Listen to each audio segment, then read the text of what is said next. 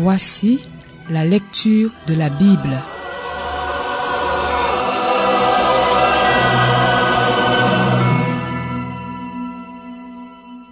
Lévitique, chapitre 5.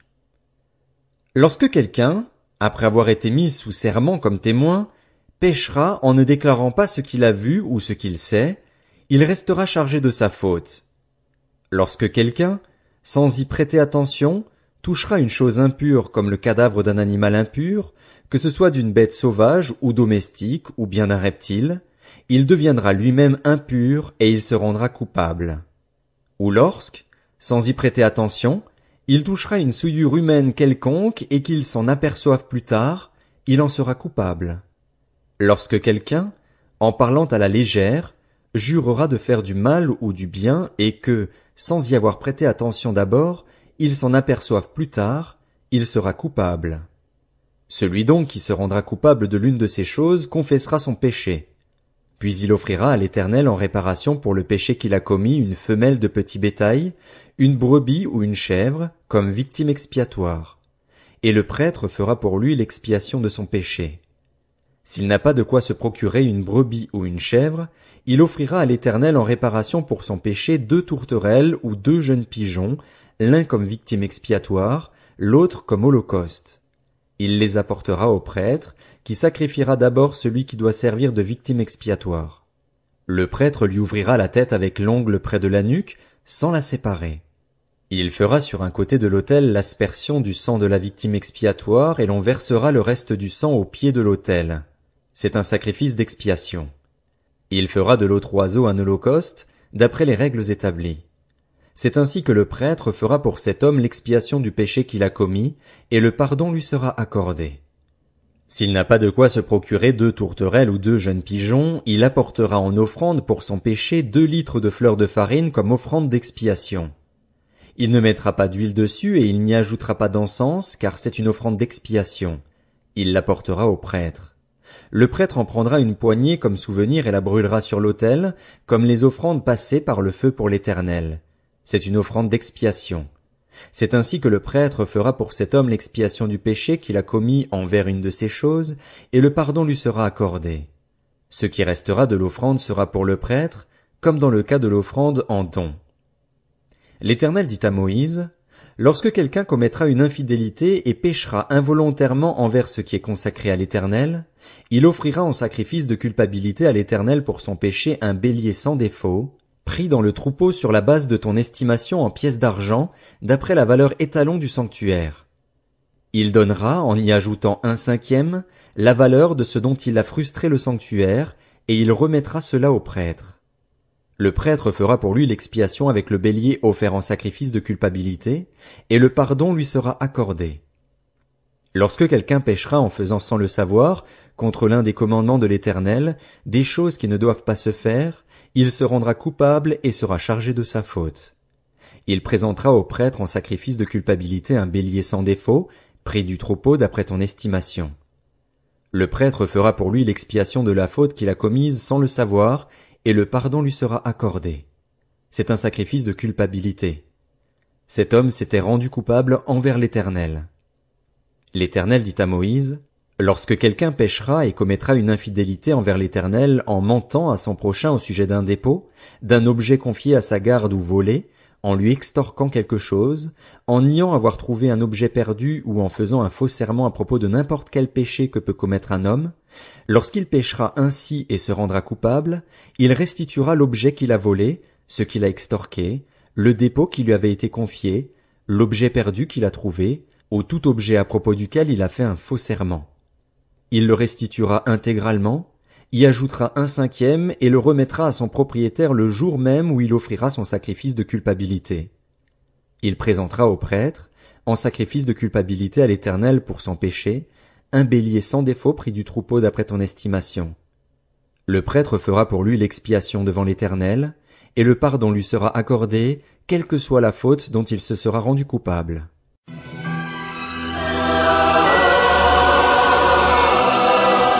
C'était la lecture de la Bible.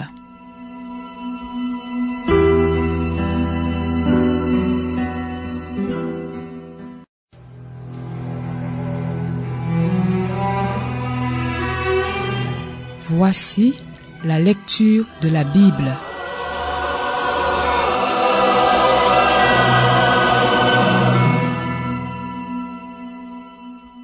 Lévitique, chapitre 6. L'Éternel dit à Moïse: Donne cet ordre à Aaron et à ses descendants. Voici la loi de l'Holocauste. L'Holocauste restera sur le foyer de l'autel toute la nuit jusqu'au matin et le feu brûlera sur l'autel. Le prêtre mettra sa tunique de lin et mettra des caleçons sur son corps. Il enlèvera la cendre faite par le feu qui aura brûlé l'Holocauste sur l'autel et il la déposera près de l'autel. Puis il quittera ses vêtements et en mettra d'autres pour porter la cendre à l'extérieur du camp, dans un endroit pur. Le feu brûlera sur l'autel, il ne s'éteindra pas. Chaque matin, le prêtre y allumera du bois, arrangera l'Holocauste et brûlera la graisse des sacrifices de communion. Le feu brûlera constamment sur l'autel, il ne s'éteindra pas. Voici la loi de l'offrande. Les descendants d'Aaron la présenteront devant l'Éternel, devant l'autel. Le prêtre prélèvera une poignée de la fleur de farine et de l'huile avec tout l'encens ajouté à l'offrande, et il brûlera cela sur l'autel comme souvenir dont l'odeur est agréable à l'Éternel. Aaron et ses descendants mangeront ce qui restera de l'offrande. Ils le mangeront sans levain, dans un lieu saint, dans le parvis de la tente de la rencontre. On ne le cuira pas avec du levain. C'est la part que je leur ai donnée de mes offrandes passées par le feu. C'est une chose très sainte, tout comme le sacrifice d'expiation et le sacrifice de culpabilité. Tout homme parmi les descendants d'Aaron en mangera. C'est une prescription perpétuelle pour vous au fil des générations, au sujet des offrandes passées par le feu pour l'Éternel. Tous ceux qui y toucheront seront saints. L'Éternel dit à Moïse: Voici l'offrande qu'Aaron et ses fils feront à l'Éternel, le jour où ils recevront l'onction. 2 litres de fleur de farine comme offrande perpétuelle, moitié le matin et moitié le soir. On la préparera à la poêle avec de l'huile et tu l'apporteras frite. Tu la présenteras aussi cuite et en morceaux comme une offrande dont l'odeur est agréable à l'Éternel. Le prêtre issu d'Aaron qui sera consacré par onction pour lui succéder fera aussi cette offrande. C'est une prescription perpétuelle devant l'Éternel, on la brûlera en entier. Toute offrande d'un prêtre sera brûlée en entier, on ne la mangera pas. L'Éternel dit à Moïse: Transmets ces instructions à Aaron et à ses descendants. Voici la loi du sacrifice d'expiation. C'est à l'endroit où l'on égorge l'Holocauste que sera égorgée devant l'Éternel la victime pour le sacrifice d'expiation. C'est une chose très sainte. Le prêtre qui offrira la victime expiatoire la mangera. Elle sera mangée dans un lieu saint, dans le parvis de la tente de la rencontre. Tous ceux qui en toucheront la viande seront saints. S'il en rejaillit du sang sur un vêtement, la place sur laquelle il aura rejailli sera lavée dans un lieu saint. Le vase de terre dans lequel elle aura cuit sera brisé. Si c'est dans un vase en bronze qu'elle a cuit, il sera nettoyé et lavé dans l'eau. Tout homme parmi les prêtres en mangera. C'est une chose très sainte. Mais on ne mangera aucune victime dont le sang aura été apporté dans la tente de la rencontre pour faire l'expiation dans le sanctuaire. Elle sera brûlée au feu.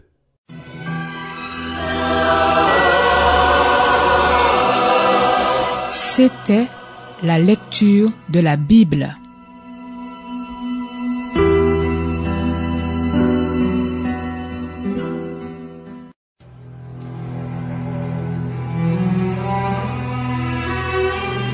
Voici la lecture de la Bible.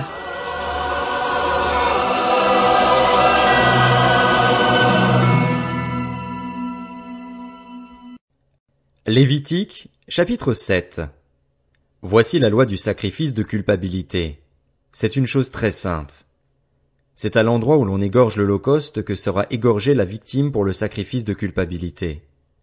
On versera son sang sur tout le pourtour de l'autel.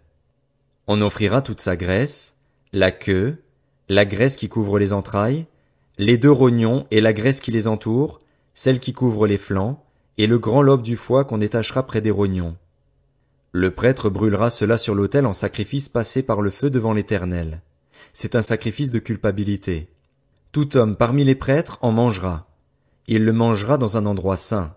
C'est une chose très sainte.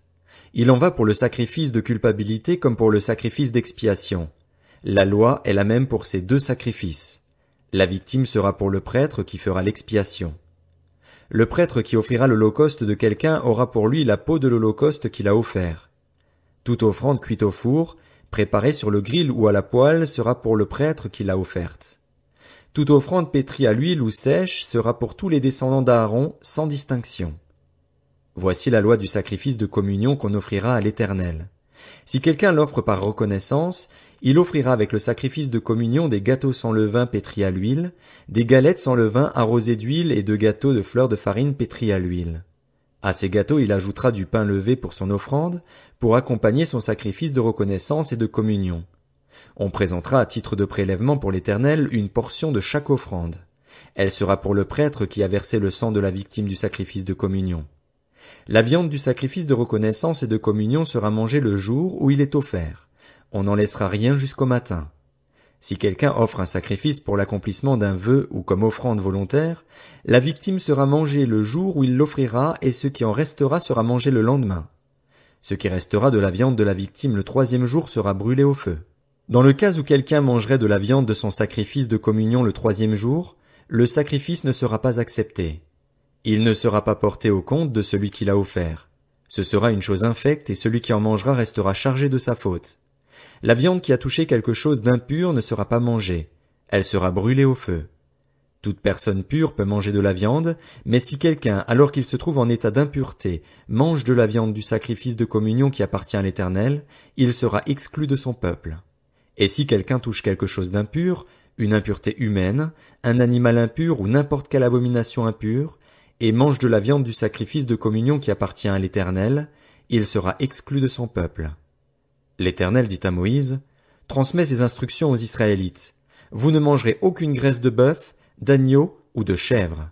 La graisse d'une bête trouvée morte ou déchiquetée pourra servir à n'importe quel usage, mais vous ne la mangerez pas. Si quelqu'un mange de la graisse des animaux qu'on offre à l'Éternel en sacrifice passé par le feu, il sera exclu de son peuple. Vous ne mangerez pas de sang d'oiseau ni de bétail, où que vous habitiez. Si quelqu'un mange du sang, il sera exclu de son peuple. » L'Éternel dit à Moïse, « Transmets ces instructions aux Israélites. Celui qui offrira à l'Éternel un sacrifice de communion apportera à l'Éternel une offrande prise sur son sacrifice de communion. Il apportera de ses propres mains ce qui doit être passé par le feu pour l'Éternel, la graisse qui est sur la poitrine, et il fera avec la poitrine le geste de présentation devant l'Éternel. Le prêtre brûlera la graisse sur l'autel et la poitrine sera pour Aaron et pour ses descendants. Vous donnerez au prêtre la cuisse droite à titre de prélèvement sur vos sacrifices de communion. Le descendant d'Aaron qui offrira le sang de la graisse du sacrifice de communion aura comme part la cuisse droite. En effet, je prends sur les sacrifices de communion offerts par les Israélites la poitrine avec laquelle on fait le geste de présentation et la cuisse prélevée, et je les donne au prêtre Aaron et à ses descendants, par une prescription perpétuelle que respecteront les Israélites. Telle est la part d'Aaron et de ses descendants dans les sacrifices passés par le feu pour l'Éternel, dès le jour où ils seront présentés pour être à mon service en tant que prêtres. C'est ce que l'Éternel ordonne aux Israélites de leur donner dès le jour de leur onction. Ce sera une prescription perpétuelle pour eux au fil des générations. Telle est la loi pour l'Holocauste, l'offrande, le sacrifice d'expiation, le sacrifice de culpabilité, la consécration et le sacrifice de communion. L'Éternel l'a prescrivit à Moïse sur le mont Sinaï, le jour où il ordonna aux Israélites de présenter leurs offrandes à l'Éternel dans le désert du Sinaï.